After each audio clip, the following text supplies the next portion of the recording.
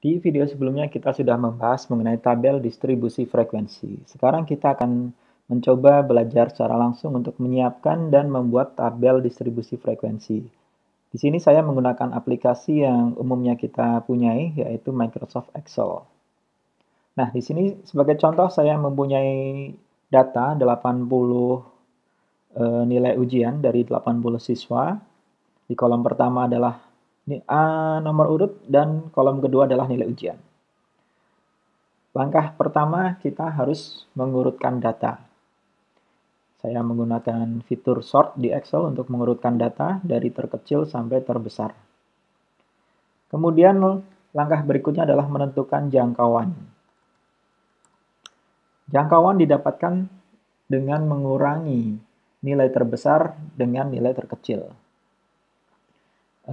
Kita gunakan rumus untuk menentukan nilai terbesar.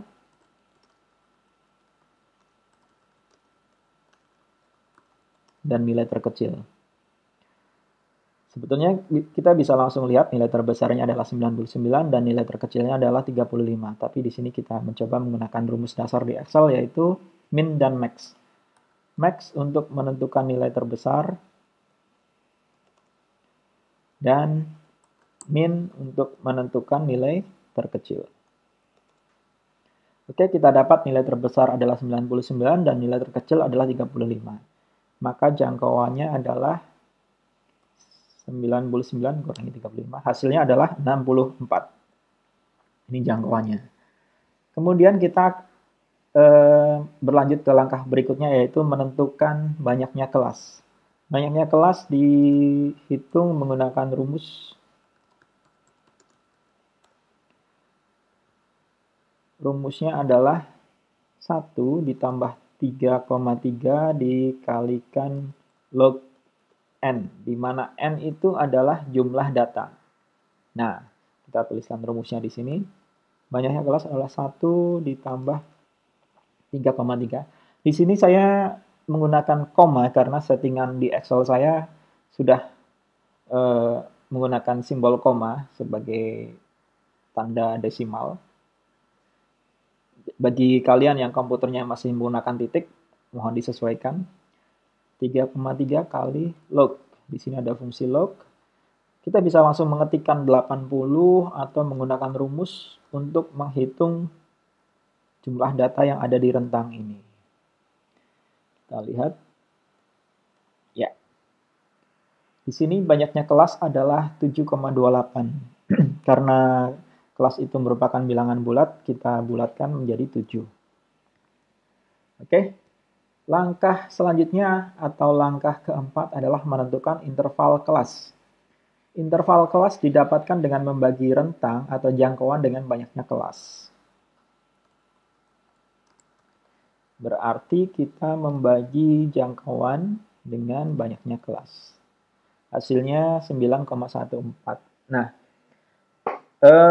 untuk mempermudah membaca data nantinya di tabel atau grafik, kita bisa membulatkannya menjadi 10, sehingga intervalnya adalah 10. Nah, langkah berikutnya adalah menentukan batas bawah dan nilai tepi kelas pertama. Batas bawah ini untuk menentukannya kita tidak memiliki aturan khusus. Kita bisa menentukannya dengan mempertimbangkan kemudahan pembacaan. Contoh di atas nilai terkecil adalah 35. Jika kita tentukan batas bawah mulai dari 35, maka dengan 7 kelas dan interval 10, nilai batas atas kelas terakhir adalah 105. Agak kurang enak dilihat di data karena pada kenyataannya nilai maksimal atau nilai yang mungkin didapat oleh siswa adalah 100. Sehingga kita bisa menyesuaikannya dengan menentukan batas bawah adalah 31. Batas bawah kelas 31. Karena batas bawahnya adalah 31, sehingga nilai tepi untuk masing-masing kelas kita menggunakan 1 digit di belakang koma, artinya 0,5. Sehingga nilai tepi kelas pertama. Nilai tepi bawah ini ya adalah 30,5. Nah, di sini kita sudah melalui 1, 2, 3, 4, 5 tahap, yaitu yang pertama adalah mengurutkan data, yang kedua menentukan jangkauan, yang ketiga menentukan banyaknya kelas, yang keempat menentukan interval kelas, dan yang kelima menentukan batas bawah kelas pertama dan nilai tepi kelas pertama. Berikutnya kita akan membuat tabel distribusi frekuensi dari data yang sudah kita siapkan. Kita akan mentabulasi atau menghitung frekuensi dari setiap kelas. Contohnya kelas pertama adalah 31 sampai 40, kelas kedua 41 sampai 50 dan seterusnya. Di sini kita akan menghitung berapa kali data-data tersebut muncul di kelas yang bersangkutan. Misalkan di rentang 31-40, kita lihat ada 2 data.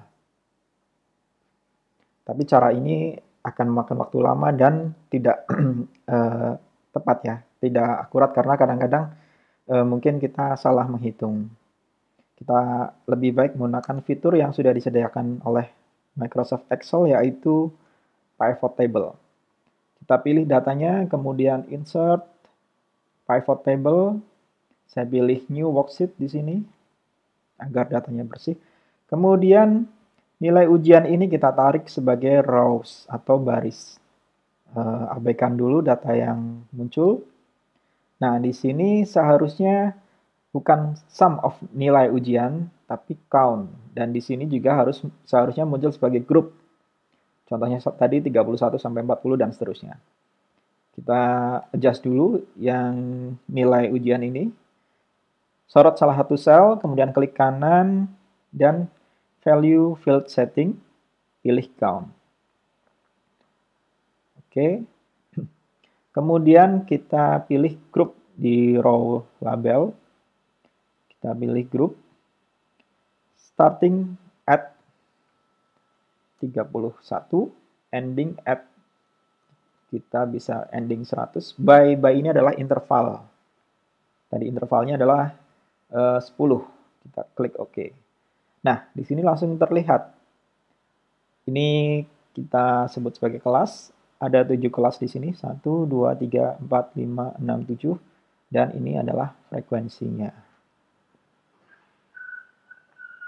Nah, demikian cara cepat untuk membuat tabel frekuensi menggunakan Excel. Di sini kita bisa mengubah judul dari kolom ini menjadi frekuensi dan di sini nilai. Grand total kita bisa ubah menjadi total. Nah,